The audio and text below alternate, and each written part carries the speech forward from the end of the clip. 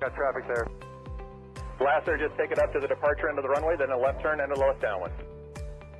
Cessna over the threshold, coming up on the white dot, at or beyond the white dot, left turn first available. I got a high wind coming up on about a half-mile final, clear to land at or beyond. Traffic on the left face, you're following a Cessna down, low off your left. Square it up just a little bit, and then we're going to get you in. Start your descent, though. Start your descent on the base. Traffic on final, give me follow on base. Base traffic, start turning toward the numbers now. High wing coming up on quarter-mile final, take it all the way down to the green. Cessna taxiing on the green, expedite down to the next hard surface. Get me some speed, there you go, go fast. This is going to be good. I got traffic on a mile final. You're following traffic ahead and to your right. High wing coming up on the threshold. Take it all the way down to the green dot. 5 Charlie Sierra, 2 mile final. A mile final, turn north, and we're going to just make you, we're going to bring you back around. Jet traffic's coming up on about a mile and a half final, runway 9 clear to land. Okay, all right, let's listen up, guys. If you're on final for runway 9, I want you to offset to the left. I got a jet that's landing on runway 9. The jet's cleared to land runway 9 if you can make it. If not, just continue straight ahead. It looks like you're going around for the jet. That's fine, that's fine, that's fine. Oh, we had one right in front of us, sir. Dragger. Let's see. Well, we got a tricycle. Tricycle, put it down. Tricycle, put it down. Tricycle, put it down. Tail dragger, down to the green dot, then a left turn. Short final here. You quick land on 9 all the way to the white dot. Go down to the white dot. Find somebody to follow out here. Canard, just come to the runway, and I might have to just send you around. That'll be fine. And for the jet, you just want to stay in this pattern, or you want to go back out for an instrument approach? Stay in a pattern, Charlie Sierra. All right, just stay with me here for a minute. And my tail dragger, let's see, over the numbers, go down to the green. And Canard's going to have to go around. Canard, go around. Canard, go around. Canard, go around. And my high wing here over the runway, keep it airborne. Keep it airborne. You do not descend. Do not descend. You got a fast guy behind you. Do not descend. There you go. Keep it airborne. Keep it airborne. As soon as the guy behind you gets slowed down, I'm going to put you down. So keep it airborne.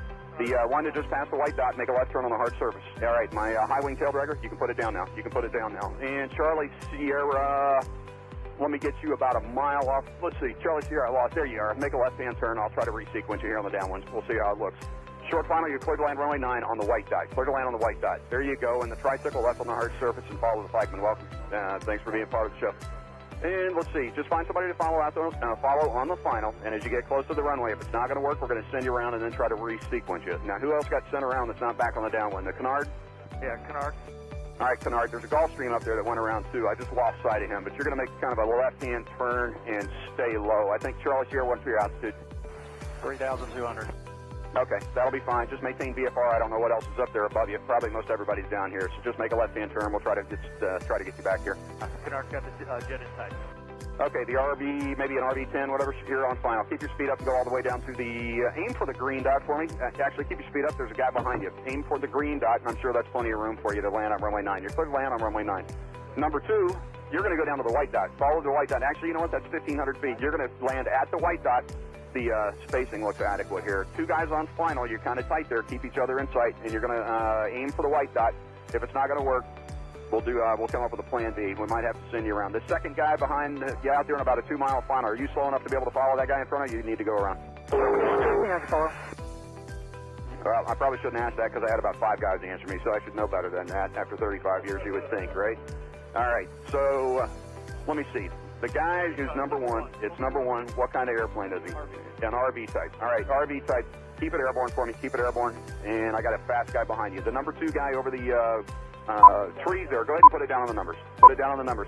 My first guy just coming up on the numbers at the over the grass at the numbers. I want you to keep it. T-minus 1 minute and counting. Hello.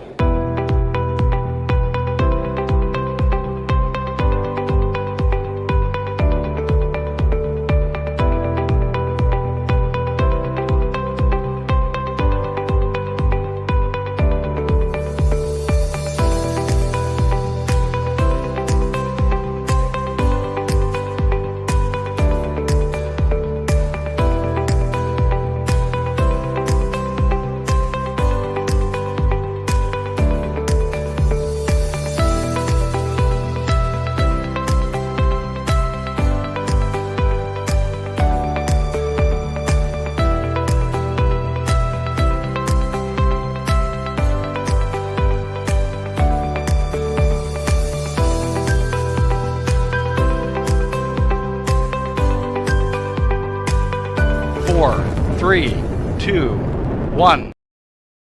Hello.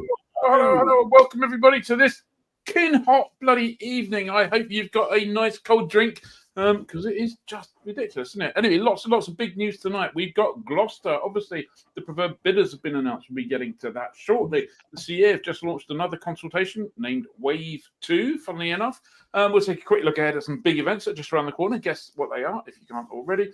And, of course, we've got Jamie Jackson sitting in the green room. JJ Jackson, I believe it's called. The Lancaster. I mean, who wouldn't want to be a Lancaster pilot in these days? Oh, best job in the world. We'll be talking to him shortly. So I think that really, hopefully we've got the software issues fixed. The software suppliers StreamYard have gone and changed all the layout, so that's going to confuse. There's no bloody type rating on this kind of thing, but it's a bit of a pain. Hopefully we'll get it right. And this is big thanks to SkyDemon for a brand new tip from Tim himself. It's such a big tip, we're having to stream it rather than load it up. So let's hope that that bit works as well. So here we go. Hi, I'm Tim from SkyDemon. Welcome to this week's top tip. SkyDemon allows you to create your own user waypoints. You can create as many as you like, and to help people with lots of them, they're organized into folders. You can just use one folder if you don't have many. One advantage of having them organized into folders is that you can control which waypoints are visible on the map, hiding an entire folder if you don't need them. To keep waypoints the same across all your devices, we made it possible to synchronize your folders to the cloud. I'm going to add a new waypoint here from the map. I'll call it Banana. There it is on the map. And if I go into Setup and User Waypoints, I can see it here in a folder I've called Places. I can also see that it's telling me at the top of this window that I've made changes that haven't yet been synced with the cloud. So I press Sync with Cloud, and that saves all my changes. Now on my phone, I can open the same window and press Sync with Cloud, and my changes are brought to the phone. Look, there's my new waypoint. It works the other way around too. I can delete this waypoint on my phone, go back into the user waypoint screen and sync, then sync on this iPad, and it's gone. For our full user manual, go to skydemon.aero and choose Help and Support.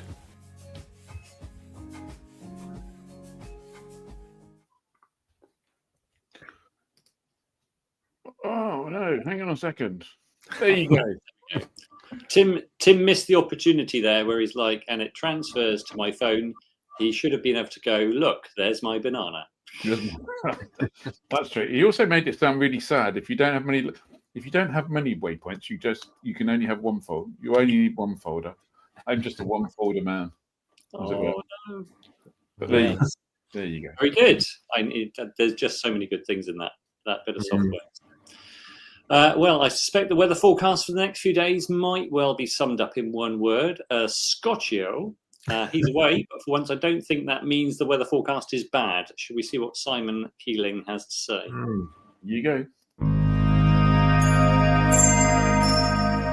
Hi everyone, Simon Keeling here with your flying weather outlook for the week and weekend ahead, brought to you exclusively by Flyer in association with weatherschool.co.uk. A bit late with this one, and we'll be a bit hit and miss for the next couple of weeks as I take a little bit of a rest for a couple of weeks. Clásicos de paratos meteorology a Valley Portos, Scorchio. On to Friday, high pressure remains fair for all hot, so do beware, it could become quite turbulent during the middle of the day. Little bit of low cloud drifting onto southern and western coasts and hills on and off. A little bit of sea fog at times, but generally it's fair. 4,000 foot bases, 8,000 foot tops. Meteorologicus mañana. Oh, Scorchio. And then through Saturday, which is looking like being a decent day again. Showers across southern Scotland, maybe western parts of Wales later on in the day, but for the vast majority, it's a dry, fair day, 3,000 to 5,000 foot bases, 10 to 15,000 foot tops if you got caught by showers, but generally it is fair. And then as we get through in towards Sunday, another fine one on Sunday. 1 or 2 showers perhaps across Scotland and across Ireland, but generally it's a fair day, and we're going to be finding bases of around 4,000 feet, tops at 10,000 feet, as high as 15,000 feet in any showers.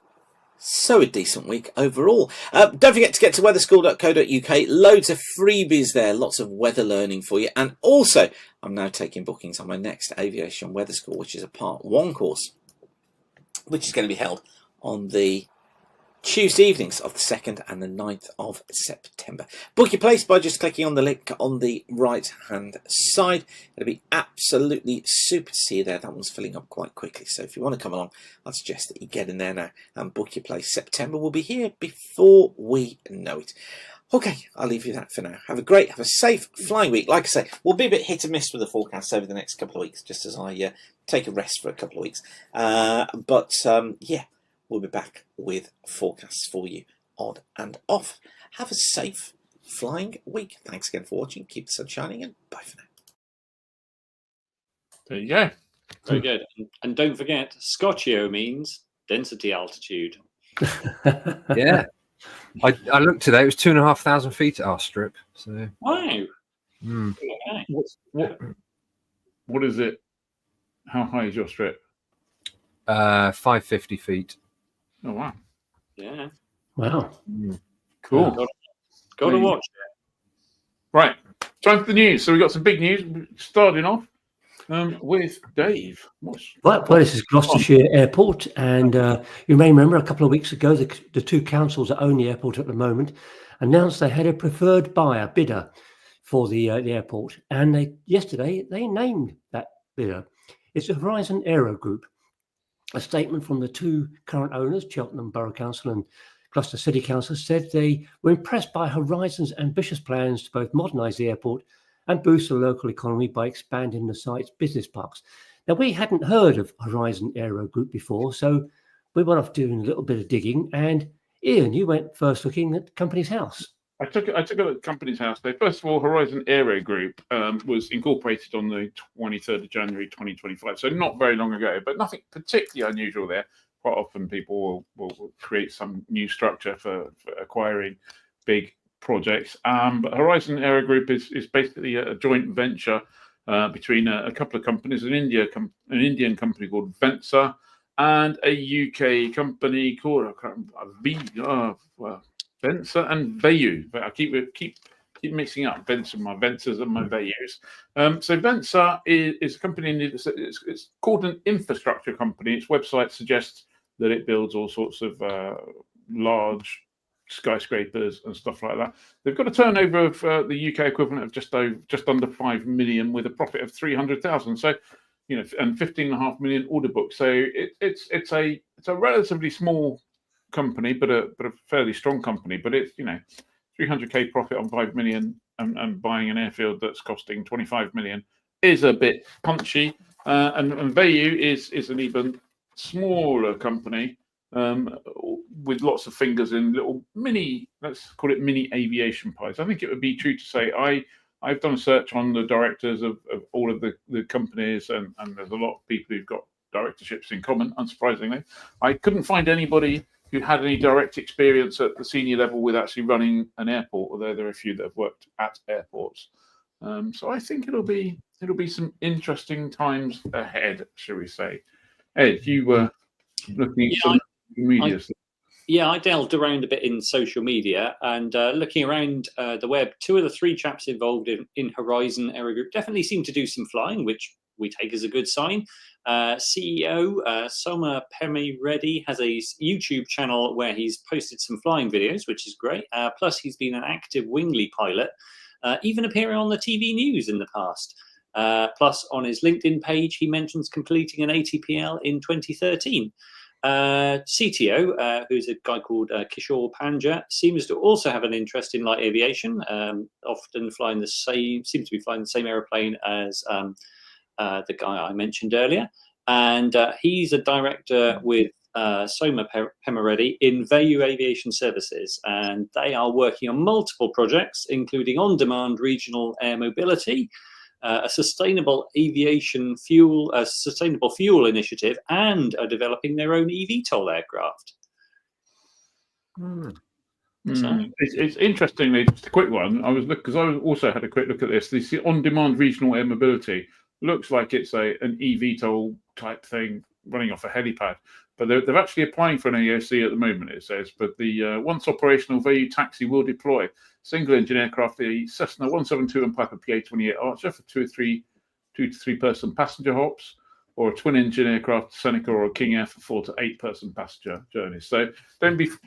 I was nearly said don't be fooled. I meant don't be taken. No, I didn't. Don't even mean that. What am I trying to say?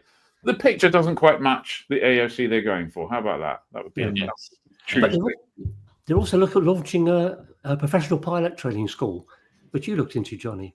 Yeah, so Vayu Aviation Services, which is one of the partners in the joint venture, they have a bit on their website about announcing plans to establish an ATO.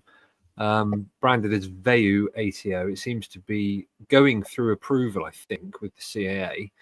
And according to the company, the aim is to create a pilot training centre to offer PPL, CPL, ATPL, theory, as well as flying training, and things like crew resource management and some drone courses as well. I've not managed to look to see if there are any CAA listings of ATOs that are either undergoing approval or anything like that, but maybe that kind of thing does exist. One of the directors of Vayu is a guy called Daniel Richmond.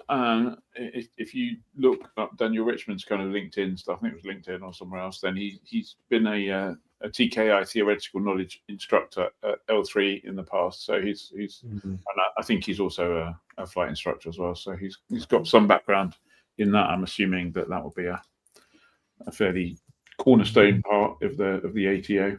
Yeah.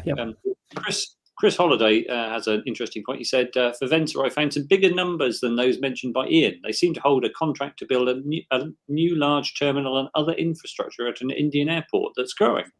So that's good. The ones I found were 23 and from 2023 and 2024. I don't claim to be a forensic accountant or an accounting detective. So, if Chris, good news that you found those numbers. So, but talking of forensic accounting, I guess that's where this all heads next, isn't it? Because I guess it's all about due diligence of offers and things like that. That's right. And in fact, we obviously wanted to talk to Horizon Aero Group to ask about their ambitions for the airport, but until they've actually got completed the deal, they're not giving any interviews. They've still got to go, as Ed said, they've still got to go through due diligence, final legalised matters, and apparently align priorities.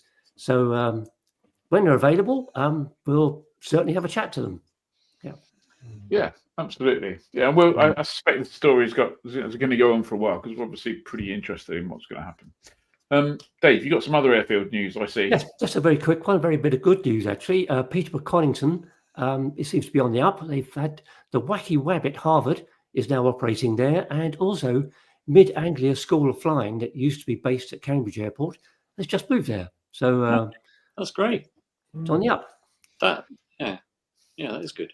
Yeah. Okay. Well, in other scintillating news, the CAA has just released Wave 2 of its consultations on flight crew licensing and stuff like that. This kind of follows on from, I guess, Wave 1, which is we're hoping to become to be in place by October of this year. So the consultation out at the moment, Wave 2, if someone wants to go and have a quick look in the running sheet, there's a link to that consultation. If they put that in the comments, that would be great. So the consultation's open now, closes August the 8th, and hopefully they're implementing it in September 2026. If you're a numbers person, you're looking for CAP 3132. So the current changes will allow hours, a greater number of microflight 3-axis hours towards the PPL. That's changes that are coming in on October. One of the questions they're asking is, should they extend that to CPL? So you'll be able to count, if it goes through, a number of CPL hours towards your CPL in a 3-axis microflight. Should they do that? Yes, of course they should. Also, more generous hours and credits for sailplane flying to PPL, and considering allowing TMG, so touring motor glider hours, to count as aeroplanes towards the CPL. Also a good thing.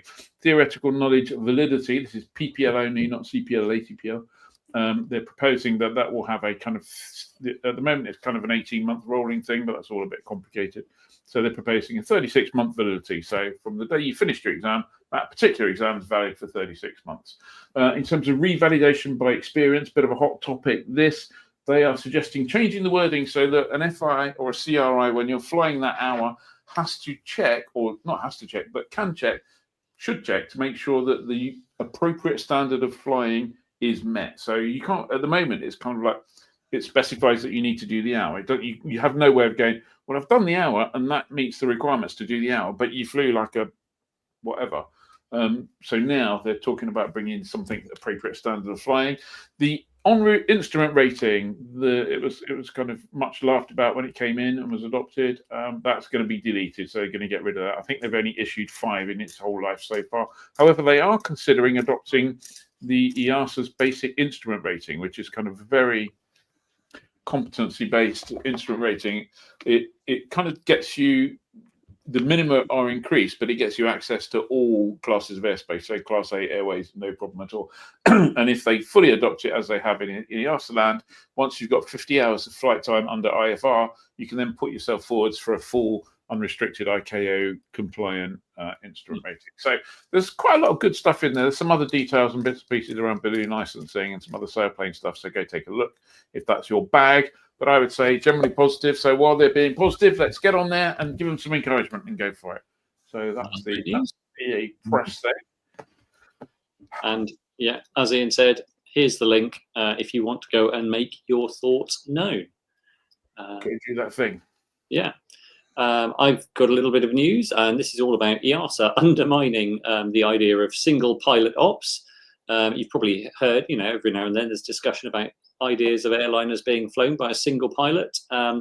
Well, that might be stalled, at least for the time being. That's the view of the European Cockpit Association after a report on the risks by EASA published in June on a study into single pilot and extended minimum crew operations. The study examined the safety implications of removing one pilot from the flight deck, either part of the flight or potentially the entire flight. And the ECA say the study's key finding could not be clearer, and that's that an equivalent level of safety between EMCO and normal crew operations can currently not be demonstrated.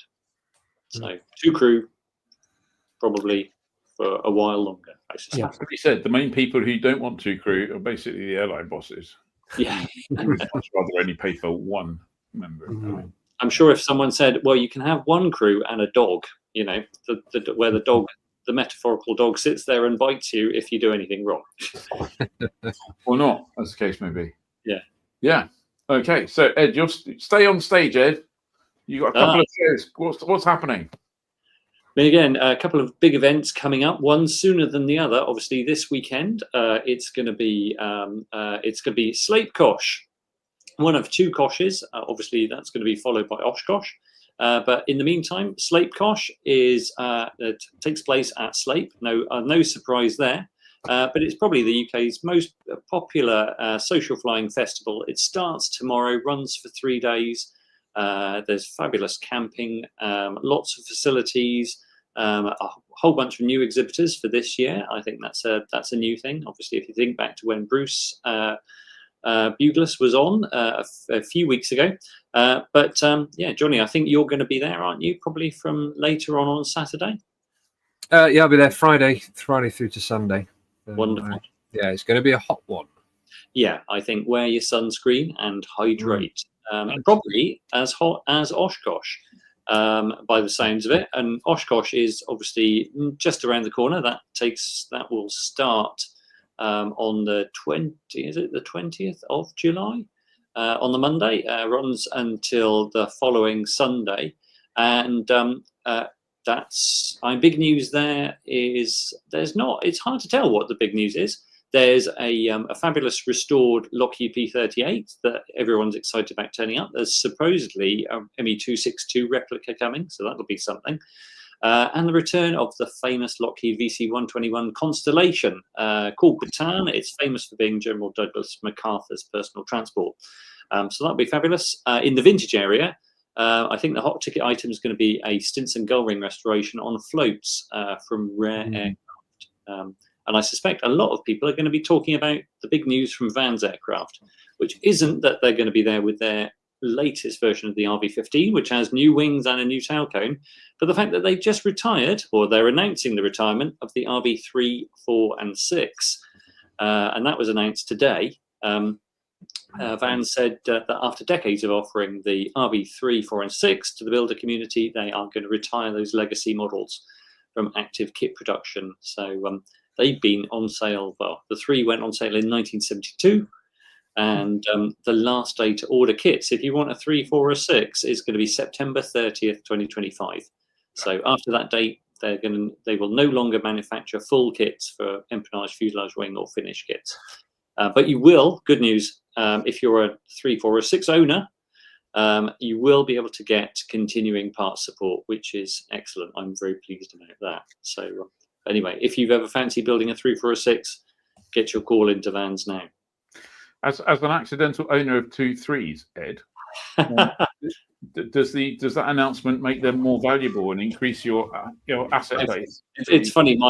Not long after that news became live, I had a lot of people messaging me that news, going, "I think does this make them more valuable?" I don't know. Maybe not. What I do know is that no matter how valuable they become, it's still cheaper at the moment to go out and buy one finished than it is to buy any of those older kits and buy an engine, and because you'll still spend more than the current market value of a 3, 4 or 6 building one. So top tip at the moment, second-hand RV-3, 4 or 6, go and buy one and save some time, because building a 3 will take all of your life. There you go. All right, Dave, talking of headlines that make you cringe. What do you mean? I thought that was pretty good. So the headline here he's talking about is "Join the RAF Museum's Crate Escape." So this is, start whistling the tune, guys. So the escapees from the exhibits at the RAF Museum Midlands, which I think is what we used to call RAF Cosford. Anyway, it's undergoing a £28 million transformation, but all sorts of lovely new stuff being put in. But there are 50,000 historic RAF objects to move, and the museum needs help. So inspired by the Great Escape, they're launching a fundraising mission which they called the Crate Escape. The idea is you sponsor a box, a crate, and become part of the action. In the crate could be anything from boots to bomber parts. Every sponsor gets a unique box number, exclusive updates, and one day they'll give you the big reveal, what's inside the crate. This is more about moving objects, said the museum's Ella Hewitt. It's about preserving stories for future generations. If you look on Flyer, there's a story there, and there's a link so you can join in the Crate Escape. Yeah. So basically, they want people to bung them some money to get to. How do you spend 28 million quid on something like that? I mean, on boxes. There are new exhibitions on cyberspace, a learning centre, and what's called a cutting-edge collections hub. I don't know what that means. It's a counter where people bring stuff, isn't it? Basically. Probably, yes. I guess what might generate more revenue is if they did a Crate Escape and they went, donate some money and we'll send you a crate with something in it. Can you imagine that? It's like, open the box and here's a Bristol 188 or something. It sounds like a challenge to go nick some stuff for at the beginning. But anyway, right, moving on. Could you just show our graphic again? I thought that was pretty good by one of our chaps to produce this. Oh, let me find it. There you go. I'll find it. Look at that. Did you spot the detail? Oh, look, it's a crate. It's a running crate. It's a running crate escaping. There was a TV program like that, wasn't there? Yeah. Oh, anyway. Yeah. Right. Next up, Jetson, which we featured quite a few times on the live stream over the years. They've just done a demo, kind of an emergency services demo, flying up a mountain in Poland. It's a 1,200 meter Mount Luban, which is 4,000 feet. They did it in 4 minutes, apparently. So this was to demonstrate using the Jetson 1 as a sort of first responder in a mountain rescue scenario, which seemed to have gone well. And I think we've got a quick clip that we can show you. Here you go. Ten pojazd jest gotowy do lotu w przeciągu sekund, lecąc przez 20 minut z prędkością około 100 na godzinę. jak szybko można by było dotrzeć do osób potrzebujących. Jetson One mógłby w pierwszej kolejności właściwości lotnych tego pojazdu. Dzisiaj zrobiliśmy próbę lotu na sam szczyt góry 1200 ponad metrów. Zajęło to poniżej 4 minut dostanie się z tego miejsca 4 km na szczyt. To jest taka misja, żeby ten ruch z ziemi przenieść w powietrze i uczynić te latające samochody. Imagine you've broken your ankle at the top of a mountain and a flying blender comes screaming at you. You're like, yay, I'm saved, and they overshoot. I mean, I'm glad they're doing stuff like that, but you know, I don't know. Whenever I see a video and stuff like that, I go, really. We can like give that, because mountain rescues, that's a beautiful summer's day. At the top of that mountain, there's somewhere you could land a bloody pipe of coal. Most of the time, it's like halfway up Ben Nevis when it's snowy, blowing gale, and someone's got to drop a poor. And I have at the back of a helicopter. Sometimes when we see things like this and they go, oh, we picked an eVTOL because it's the perfect solution, we think it's the perfect solution for this problem, is a bit like going, well, we've deleted air ambulances because we've discovered if we put you in a shell and fire you from a cannon, you can get to hospital faster. Exactly. Right, a couple more bits of news before we move on. First of all, we're recruiting that chap in the top left, at least it's top left of my screen, Johnny Salmon, is moving on and going to do some other bits and pieces, which is like, what? How can he do that? It's ridiculous. Anyway, so we've just took the opportunity to make his job completely pointless and to recruit somebody else. So we are looking for someone to come along and help us launch a fortnightly live stream on the whole professional flight training world. We're looking for someone to help us market the tickets to our PCL shows. Incidentally, it's a PCL show at Manchester Visitor Centre on Saturday. It is going to be busy. It's going to be hot. If you're coming, make sure you are dressed appropriately, drink lots of water, bring a little fan, all those kind of things. But if you're interested in effectively Johnny's job changed a little bit, then send me a video, 2-minute video on what you can bring, or send me a CV, ics@seagut.aero, or if you can't find my email address, then you haven't got enough initiative to get the job, to be honest, basically. He is starting to that's because we've taken his money away. Also, this is the last evening live stream before our summer break. So next week there won't be an evening live stream. We're moving to what we're calling internally sort of live stream light. So there'll still be a live stream. It'll be recorded. It won't be recorded. It will be streamed during the day. We haven't quite decided whether that's going to be a Thursday or a Friday or what time it is yet, but we'll let you know. We'll bombard you with emails saying when it is, and you can obviously watch it on catch up. That will happen throughout the summer. It'll be about half an hour, and we're going to figure out what we do and how we do it from Oshkosh, which probably won't be a live stream this time because it's bloody difficult getting the internet there. It's bloody difficult sitting in the sunshine doing it. So we'll probably record a nice video from somewhere cool and put that out during Oshkosh. Things we've learned is that trying to live stream at UK time at Oshkosh usually ends up in the middle of the display. So it ends up in the middle of the display, and believe it or not, the time it takes to go and find the people, find the internet, get everything working, find the power, etc., effectively turns a live stream into a kind of 6-hour task just to get it out there, and we don't happen to have 6 hours spare at Oshkosh, unfortunately. So there you go, Johnny. Yeah. For one last time in the evenings. Actually, I've got some news at the end of this, but carry on. Flyer Club members, if you are a member, thank you for being a member. If you aren't, you can join at flyer.co.uk/membership from just £5 a month or £52 for the full year. There's some good free landing vouchers this month. We have got Yatesbury, Tainton Hill, Fishburn and Tiverton, so that's a decent spread around England. Sorry to Wales and Scotland. But yeah, join. You can get access to all the previous webinars which we've had. Most recently, Steve Morley on revals and renewals, Dave White's about flying into Europe, Steve Morley again on spring cleaning your flying, and Ed Bellamy on piston engine icing, and of course Greeners on forced landings. So head to fly.co.uk/membership and join. Absolutely. Just a quick bit of news on that front. You may have noticed that over the last couple of days we've been changing over the back end, and there have been a few casualties, and one of the casualties to that is the membership joining up page. It does actually work, it just looks a bit different at the moment, so please don't let that put you off. Secondly, it's hard right now, it's hard to get the landing fees out, mainly because That was a casualty of the system. They're working on it as we speak, and it will be fixed by the weekend.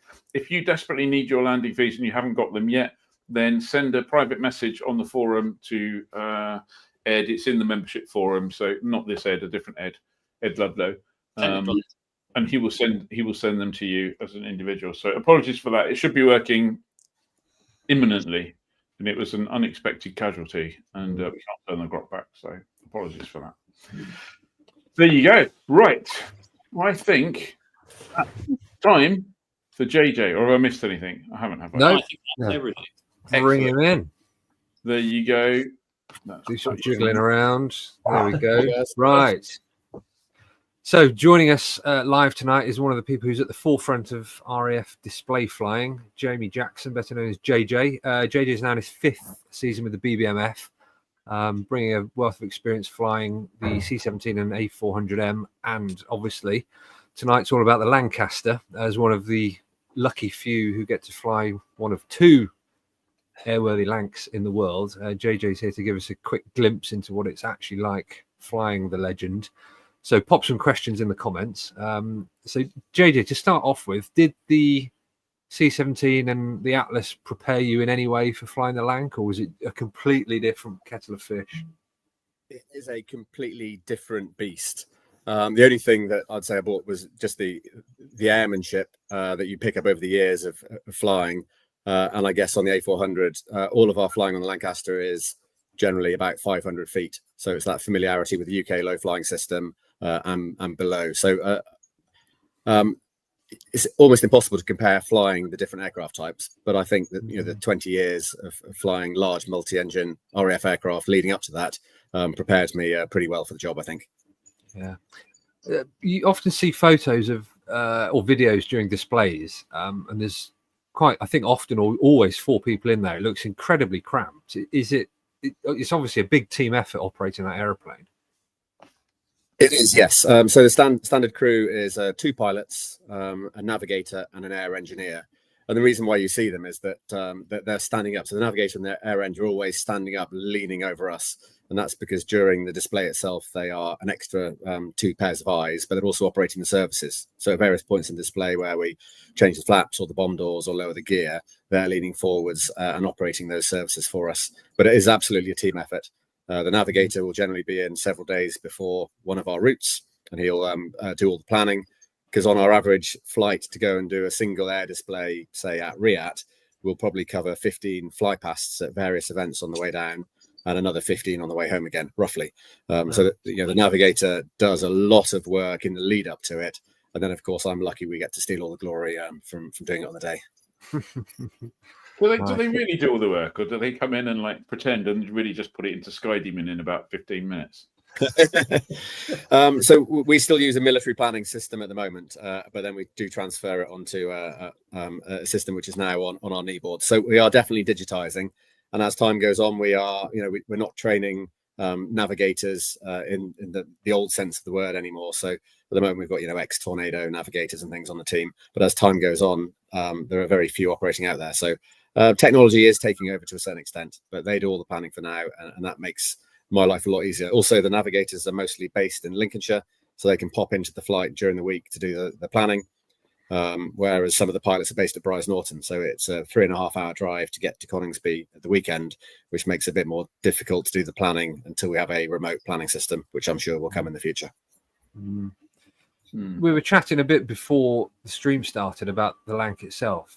Can you explain a few ways in which it's kind of dialed back from its wartime role, or it's had stuff removed, or you don't operate it to the same kind of wartime limitations? Yeah, and of course. Obviously, in its day, it was designed to get airborne with a massive bomb load and then fly all the way to Germany and back again. We're trying to preserve this aircraft for, perpetuity, hopefully. We want to keep her flying for as long as there's the will to keep her in the air. And one of the ways where we manage that is by limiting the fatigue on her. So we do that by limiting the fuel that we take, the amount that we fly, and we also we use the engines to a lower boost setting than they would have been used during the war. And we just limit the amount of G that we pull during a display as well. So we're very gentle on her, which minimizes fatigue, and hopefully means that she'll be able to continue to wow the crowds for many seasons to come. The other thing about the systems is if they're not systems that we use now, then they're not maintained, because that saves on the money as well. Ultimately, the taxpayer does pay to keep these aircraft in the air.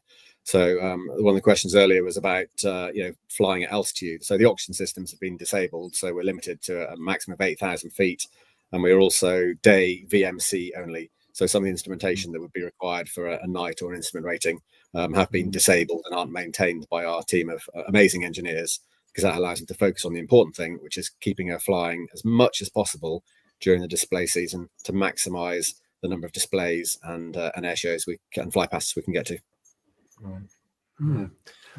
From the whole profile of doing a display, from taxiing out, taking off, doing a display, coming back, what's the physically sort of most demanding part of it?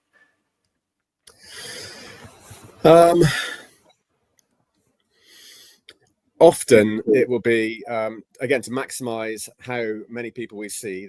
The Spitfires will split off and do their own fly pasts, and we'll do our own, and then we'll RV somewhere. And we do try and manage the flight time, especially on the Lancaster, to the minute. We only have 100 flying hours on her per season. So we're not able to just kind of hang around waiting for the fighters. So it's that planning to RV at the last possible second to then run in and make sure that everything is arranged in time, that we can make our display slot to the second as we come over the top. So that's the hardest thing, is kind of managing those 3 or sometimes more aircraft to be in exactly the right bit of sky at the right time to commence a display.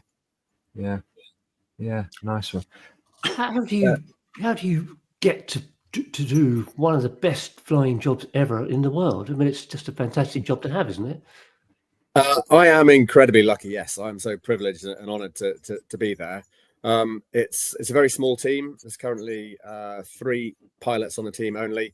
We've recruited 2 more recently, so the ideal numbers would be 5 or 6. And basically, when one person moves on, a trawl will go out around the Air Force. There's minimum requirements. Ideally, you've got 3,500 hours with a tactical background.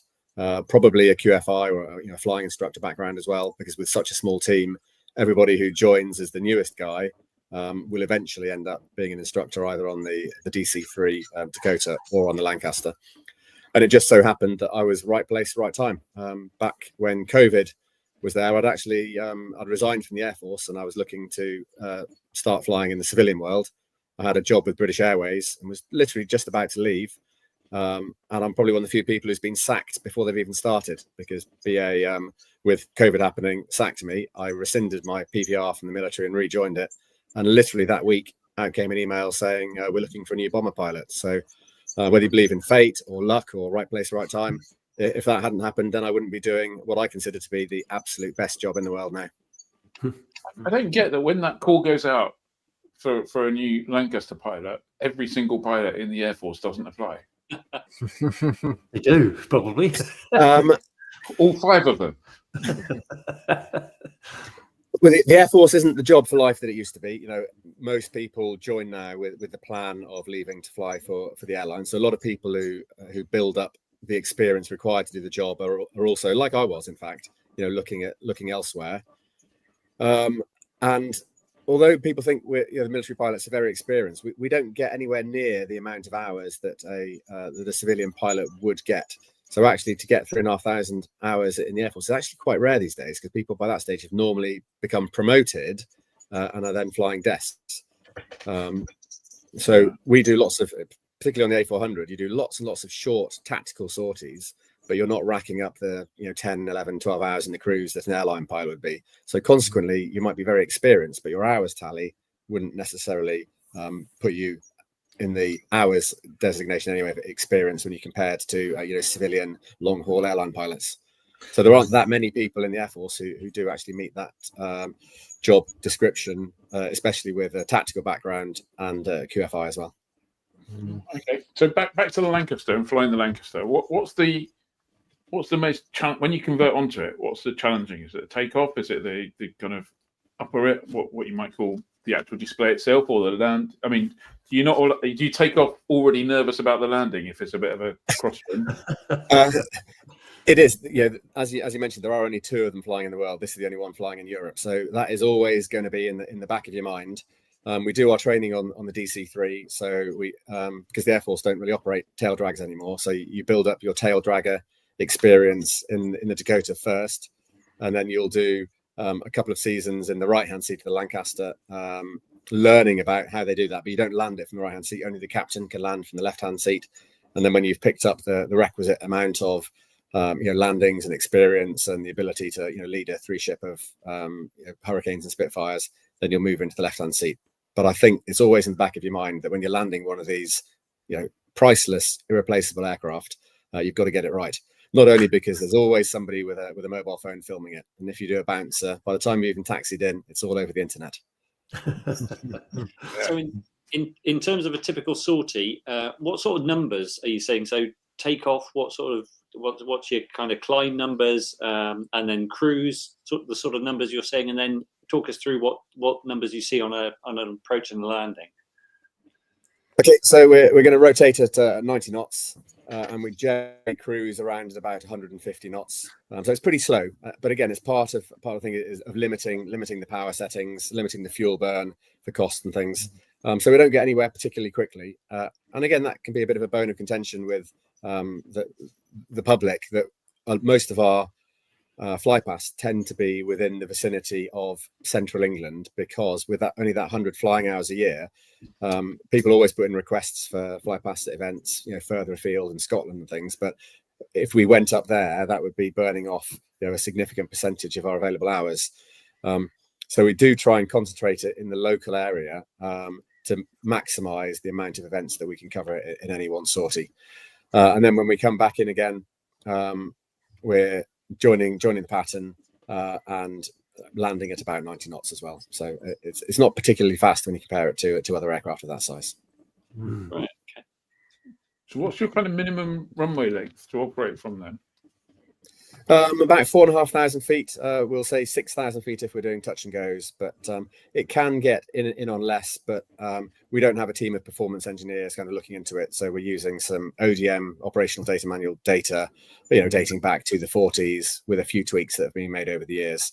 But again, we're not trying to max perform this aircraft. We're trying to look after her. So we generally err on the side of caution. So whilst we could get into and out of shorter places, we do look after her and tend to go for the longer strips. Yeah. And in terms of engine management, you say you got a flight engineer. Yes. Is there lots of like leaning and adjusting and stuff? Is there lots of tweaking of the engines as you're going along, or is it kind of like set it and leave them? The Merlin engines in the system on the Lancaster is actually very simple. If you're flying the Dakota, there's a lot more levers. There's more levers on a 2-engine Dakota than there are on a 4-engine Lancaster, with lots of tweaking to be done. The automation in the Lancaster is absolutely fabulous, and it was designed that way to make it as simple as possible to allow the guys to focus on the job. And the air engine would traditionally have sat in the right-hand seat and done that, yes, but because we've elected to operate with 2 pilots always, the air end just standing behind and constantly abusing us for being in his seat. So he gets to monitor all of the engine instruments, which are all in the back right of the cockpit. However, it's in the right-hand seat who actually does all of the thrust lever and RPM lever adjustment, which you can just see in the center of that image there. Yeah. What's the single most enjoyable thing you get out of flying the Lancaster? Every single time you land that Lancaster and you taxi in, my cheeks are still always sore from smiling.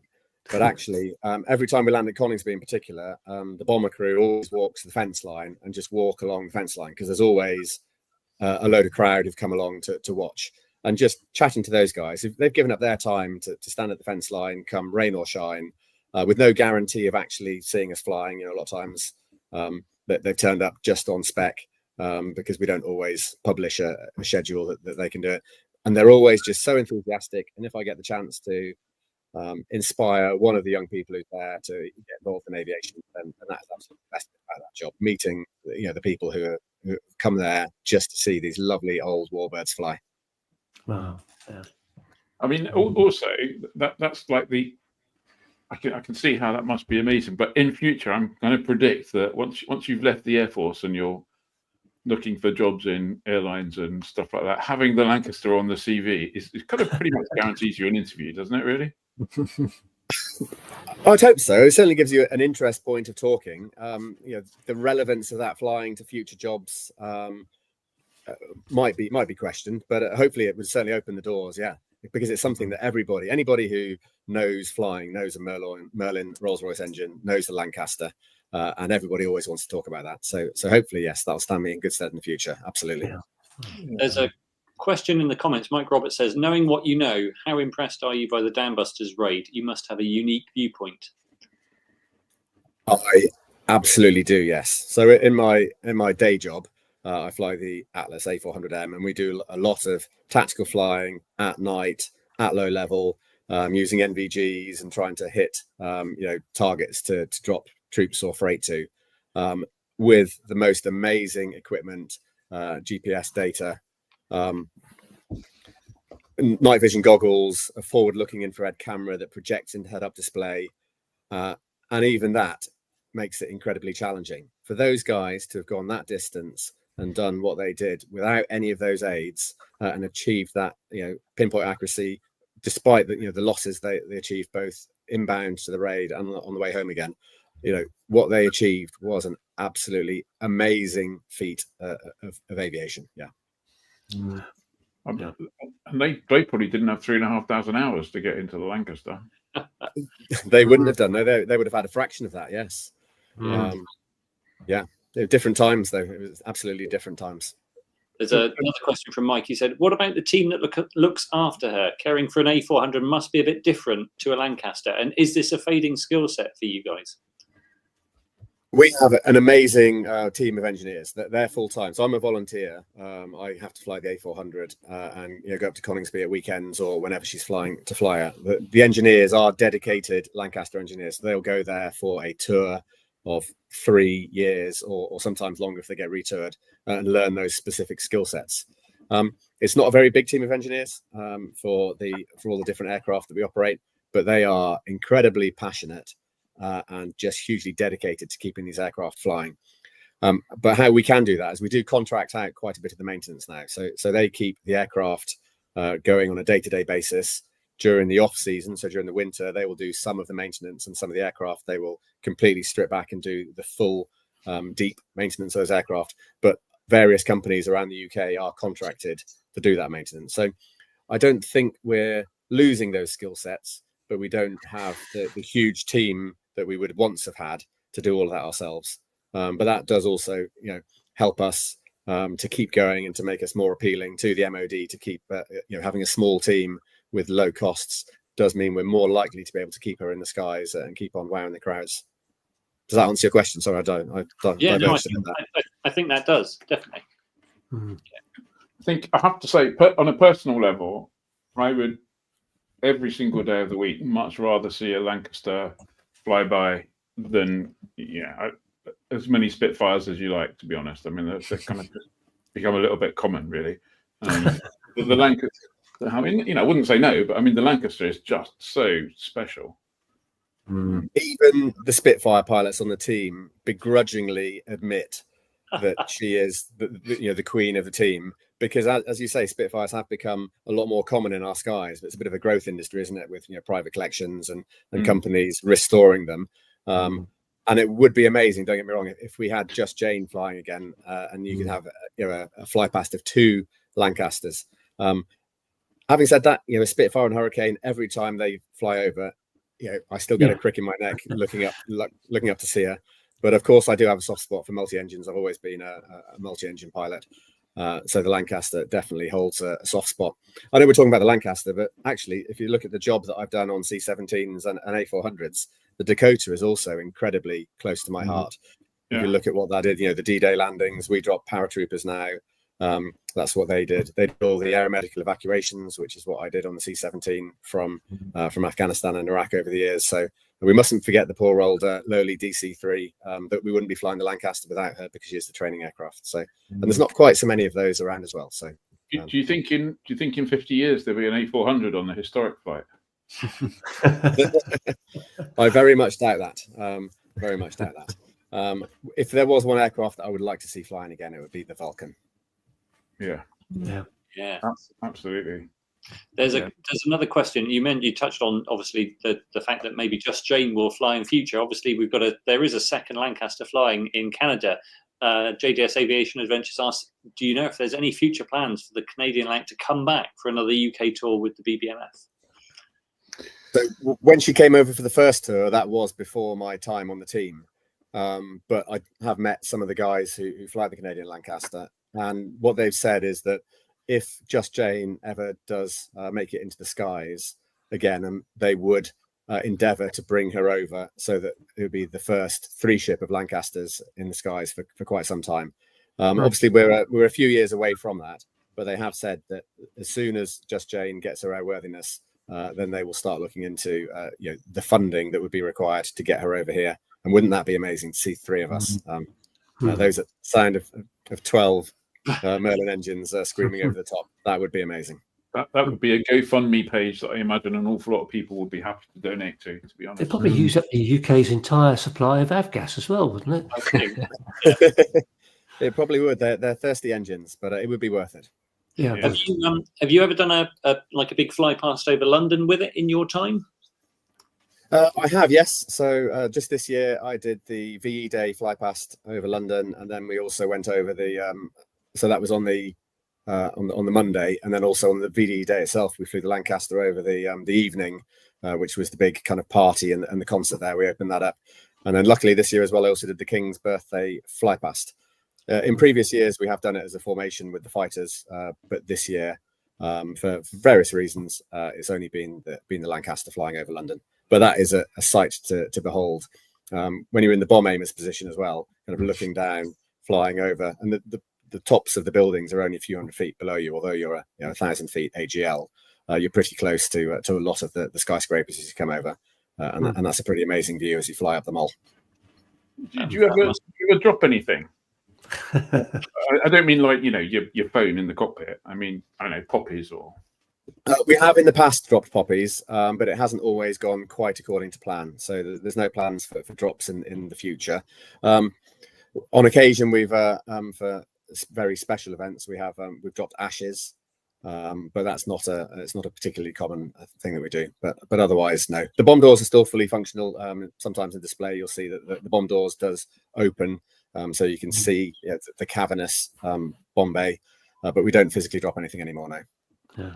And last question for me, because we're kind of getting a little bit tight on time. Now that you've spent a whole load of time in that kind of greenhouse of a cramped cockpit, and how back when they were used in combat at night, obviously things went wrong and aircraft sustained damage, and people had to take the decision to abandon the aircraft and jump out. How that just seems to me that would be a kind of almost impossible thing to get from where you are to getting out. When it happens on fire, it might be in this, who knows? Yeah, if you've ever had the privilege to kind of climb around in the back of it, it's not a spacious, clear passageway to get to any of the emergency exits. You're climbing underneath things, over spars, and then you add to that it's at night, as you say, potentially spinning out of control on fire.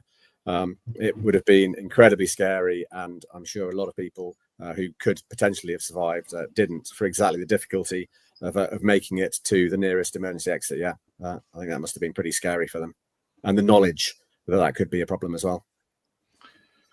Yeah, I think it must have been one of the mentally, I'm sure they were all mentally tough jobs, but a whole load of those long distance runs would have been. Yeah. I don't know how you cope with that. I don't know how they did it, and also landing and knowing that potentially that night they were going back to do it again, having been through a living hell. Yeah, they were some incredibly amazing, young men and women who went out and did these things. Yeah, so I think that's clearly one of the key reasons to keep the one we've got left flying. Exactly that. And if you've ever seen the crew when they get on board, there's a small little brass plaque just by the steps on the back of our aircraft.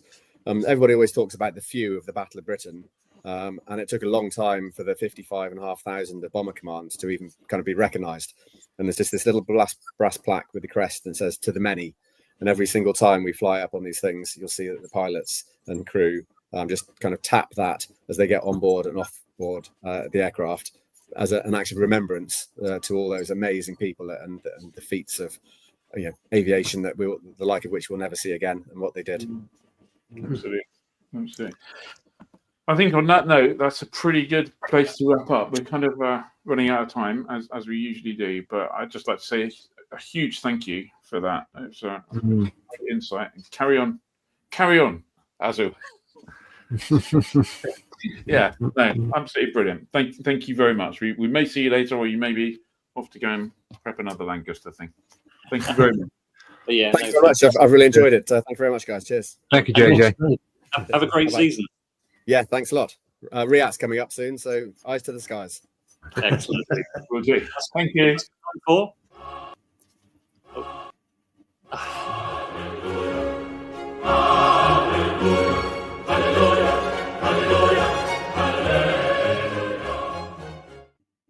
Good old finger trouble, both going for the button at the same time. Mm-hmm. What a great interview. Yeah, what a top job. You'd have to pinch yourself, I think, every day with that, wouldn't you? Yeah. Unbelievable. If you get a chance, if anyone goes to East Kirkby, go and have a look around the museum there. Not only do you see Just Jane, but there's in one of the buildings, there's a kind of record of all of the lost Lancasters and lost other, and just reading some of those details and just trying to take in the enormity of it. It's just amazing. Well, not amazing. It's just sobering, I think, is probably a better word than amazing. Yeah, no, for sure. So anyway, yeah, Fantasy Hangar. So this week, some drop-in visitors to the Flyer Studio at Wadswick asked the question, why are there so many aircraft with the name Fox? Which got us thinking, hey, if we had to pick our favourite animal-named aircraft for our Fantasy Hangars, what would it be? So who's first? Indeed, I think it's Dave first. Dave. Well, was there an animal called Luscombe? There's a lemonade called Luscombe. Anyway, but the one I've chosen is the Austin Whippet. Yes, this is it. Austin Whippet is a British single-seat light aircraft designed by the Austin Motor Company just after the First World War. Austin built lots of military aircraft during the First World War. It wasn't a big success. Austin abandoned production after just 5. The idea was to make, here it is, it's advertised as a kit, actually. They sold it as a kit. And it was a nice little aeroplane. I mean, when they the production aircraft were powered by a 6-cylinder Anzani air-cooled radial. But they got, Austin got caught out by the post-war depression, and it never went anywhere, I'm afraid. The only survivor, well, it isn't a survivor, it's a replica, is at South Yorkshire Aircraft Museum, apparently. There's one there. Do you have to wear a flat cap to go and view it? Well, I'd love to have one of those. That'd be brilliant. I have to say, that looks pretty neat. It reminds me of Blitzer, but I like it. Yeah. Did the Allegro follow the Whippet? Was that the Whippet designers, when they saw the Allegro and the Princess roll off the production line, must have turned in their graves. They must have thought, what were you thinking? Anyway, Ed, you're up next. Me, I'm next, and I've gone for this, the DH-71 Tiger Moth. And for anyone expecting a biplane, no, that's not what you were thinking of. So this is the DH-71 Tiger Moth, and it was a British single-seat monoplane, which DH built to research high-speed flight. Only 2 were made. It was low wing, stressed plywood covering, and a single little cockpit designed around its test pilot, who was a guy called Hubert Broad. They made it as streamlined as possible and literally contoured the aeroplane around him. First aeroplane flew from Stag Lane in June 1927. It was powered by an 85 horsepower Cirrus, and that was eventually replaced with a Gypsy. They entered the 2 aeroplanes in the 1927 King's Cup. One withdrew before the start, and Broad flew the other in the race, but retired because of handling problems. There's now a modern replica flying, or a modern reproduction flying, that was started by the late Ron Such and finished by display pilot Steve Jones. And I think it's fair to say that they've been discovering that it's an aeroplane lacking stability. So So don't just take off and expect to take your hands off. That aeroplane is a challenge to fly all the time. But I understand when you are flying it, it is fantastic. But anyway, it set the original 71 set an altitude record and a speed record, 90,000 feet it climbed to, and set a speed record of 186 miles an hour. So I know, wonderful little thing. I think pop that photo up again. It's like looking at a little tiny single engine Comet. It's just beautiful. It is beautiful. And looks slightly lethal because it's got no dihedral. Yeah, or much of a view forward. Or much of a view, yeah. And I did chat to Steve a while ago about flying this aeroplane, and he said there's not really any places to put. It's like your arms fall where they fall because there's no places to put anything and there's no space. So you said you had a chat to him about flying it. Was it like, Steve, can I have a go of your airplane? Yeah, I can tell you that the aeroplane, it's an LAA aeroplane. The replica operates as an LAA aeroplane, and in the operating limitations for the aeroplane, it is only approved for the legends that are Dodge, Bailey, and Steve. It's like no other pilot. No other pilot. Wow. Amazing. Gosh. Yeah, I've gone for a 4-engined transport aircraft. It came about in the 30s. It's the de Havilland Albatross. Ooh. We have a photograph of. It was designed partly by Arthur Hagg, who had some input into the DH-88 Comet. Designed to carry passengers and mostly as a mail aeroplane, so it was designed to carry 1,000 pounds of mail over 2,500 miles. They did end up having quite a few accidents with them, but from the point of view of design and manufacturing, it was kind of sort of groundbreaking in terms of aircraft design, both from retractable gear, closed cockpit, that sort of thing. And apparently, there was the wooden sandwich technique that was used went on to feed into the Mosquito. So it looks good. It looks good. Apart from the landing gear, it looks like someone's taken that from an airplane that was a bit bigger. Well, I think this was in the times before. So as aeroplanes were getting bigger, they were just going quick, make bigger main wheels before we got to like having like 2 or 4 main wheel, undercarriages. Yeah. So I think the Albatross was a pretty big aeroplane. So those are pretty enormous main gears. And as a tailwheel aeroplane, I bet that was quite a handful. Yeah. And if you look at the other neat thing about the Albatross, if you pop that photo up again, it had Gypsy King engines, and they cooled them. If you look, those engines are in tiny pencil-thin nacelles with no intakes. And if you look on the leading edges, they actually took cooling air in at the leading edge and ducted it back around through the cylinders, and then blew it out at the bottom of the cowling. It was really quite a sophisticated thing. Yeah. Wow. Nice. That just leaves Ian. What sophistication are you going to hit us with? I've hit 3 animals in the name of mine. Oh. Well, not in the name. I kind of hit 3 animals. 3 animals. I went for the Hawker Tomtit. Where's the 3 animals?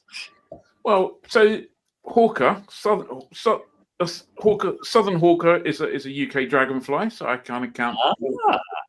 Tomtit is a bird that's native to New Zealand, North and South Islands. And the engine, believe it or not, was an Armstrong Sydney mongoose. Oh, so 3 animals in one, 150 horsepower. Apparently, it was really, really nice to fly, unlike some of the other aircraft that have come up here. Didn't quite. It was due to it tried to get the contract to replace the Avro 504 as an Air Force training machine. I think the Air Force ended up buying 30 of them or something, but they didn't proceed with it. It sold to a few other air forces, but pilots really loved it. 150 horsepower engine, about I don't know, 150 mile an hour, roughly speaking. And there's one left, which is flying around Old Warden. And this one was not this one, but the aircraft was flown by Alex Henshaw, and it was also Neville Duke's company aeroplane as well. So I think it was that one. Was it that one? Okay. Yeah, because Hawker's had it as a company aeroplane. That's it. Then, they bought it back, didn't they? And then gave it to Shuttleworth. And then they donated it to Shuttleworth. Yeah, I think it looks pretty cool. It looks because It's really, really interesting, but it doesn't look super intimidating, which your one does, Ed. It doesn't say, I'm going to kill you. Yeah, I think the DH-71 definitely says, I'm gonna have a go. So there you go. Plus, I think I should get extra points for hitting the 3 animals. I like that, yeah. And that is a beautiful little biplane, isn't it? And it is. I bet that 5-cylinder radial sounds amazing. So yeah, it kind of lost out to the Hawker Heart, really, which is what they concentrated on. They probably could have carried on and sold a few more, but they were too busy building Hearts. But there you go. So there you go. Let's I'll tell you what, while you go and look, let's let Dave do the events while you go and have a look through the comments and see by how much you've won. Okay, right. It's going to be a busy weekend from Friday to Sunday, 3 days. Sleep Kosh, you know about Sleep Kosh. There's also a mass gyro event taking place at Sherborne. On Saturday the 12th, there's Pilot Careers Live in Manchester. There's Wallop Wings and Wheels at the Army Flying Museum. At Shobden, there's the French Connection flying, that's French aircraft. And at Wickenby, they're having a charity flying on Saturday and Sunday. There's an ARV Super 2 flying at Sandown. There's the Bucker Jungmeister 90th anniversary flying at Breton. Wings and Wheels taking place at North Coates. And next week, Monday to Friday, 14th to the 18th, there's a vintage glider, Park and Glide, they call it, at Kingston Deverill in Wiltshire. Fine, brilliant. I used to fly from there. Yeah. Martin Loosby asked the question, how would Ed pronounce Austin? I don't know. Austin, obviously. Mike suggests the Supermarine Walrus and also says Ed wins. I grew up on Biggles' book, so I'm having a Sopwith Camel. I think Dave, that was Dave's other choice, wasn't it? Before you went with it. Paul Fraser Benson says Johnny wins. As a Johnny wins, that is beautiful. I was going to say Ed wins, but then along comes Johnny. Did they pinch the nose from a DC-3? Ooh, don't know. Johnny chooses a pretty aeroplane for a change. That's harsh. I'd have a beluga, a flying fancy hangar. Yeah, that's true actually. Annabelle Kirk, the Tiger Cat was. Oh no, we're having a debate here. Albatross is lovely. My neighbour is Arthur Hagg's grandson. Oh, wow. Amazing. There's a good book, apparently. I'm going for Johnny tonight. Has Ian been drinking? Johnny wins. All good, but Johnny wins. Sorry, Johnny, yours was the nicest. I think you don't need to apologise for that. Johnny pips Ian. Johnny wins. Johnny, I think it's only right and proper that given that this is probably Johnny's last main show that we go out on a Johnny wins. I think so. Johnny wins. I'll take that win. And it's a legitimate win as well. So it's a looker. Not even a sympathy win. And no, I haven't been drinking, although I might be shortly, but I haven't. You can't go. Johnny has to stay. I'll have to do some guest appearances. We would love that. That would be great. Absolutely. Yeah. You can check out, but you can never leave, or something like that. I don't know. Someone should write a song about that. Right. Thank you very much, everybody, for joining. Thank you very much, team, and thank you. We'll see you. In fact, we'll see you next Wednesday if you're a member. If not, why not? Please join. It's only £5 a month, and frankly, it's great value. And then for the live stream, the summer live stream, we'll keep you informed as to when that is. Probably be sometime Thursday, Friday. Not sure. A little bit complicated by the fact that it's Oshkosh the week after that. So anyway, we'll get there. Don't worry, we'll be there. We look forward to seeing you soon. Thank you very much, SkyDemon. And don't forget, like, comment, subscribe, share the link far and wide. Have a good one. Cheers. Bye. Bye, everybody. Hello, this video is sponsored by us, the Flyer Club, and if you're not a member already, we'd love for you to join. Members get access to all of our content, our free landing fees every month, exclusive webinars and much, much more. It costs just £5 per month to become a member, so head on over to flyer.co.uk/membership or click the link in the description below. It's a proper good deal.